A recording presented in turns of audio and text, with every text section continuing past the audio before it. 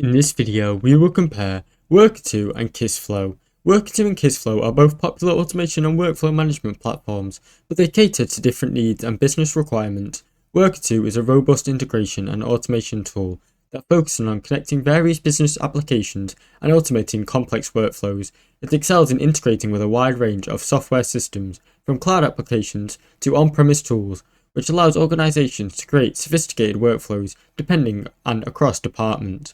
Its strength lies in the ability to handle enterprise-level automation with ease, scalability, and makes it ideal for businesses with a complex integration for need as they are large-scale operations.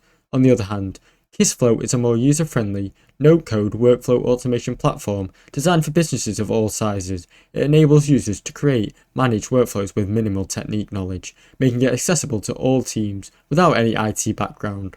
While Kissflow is strong in process automation, it is more focused on streamlining internal workflows such as document approvals, HR processes, and project management, rather than integrating different systems. In summary, Workato is more suited for large enterprises with more complex integration and automation needs, while Kissflow is ideal for small teams looking for an intuitive no-code solution to everyday automate their processes. Thanks for watching. Don't forget to like and subscribe.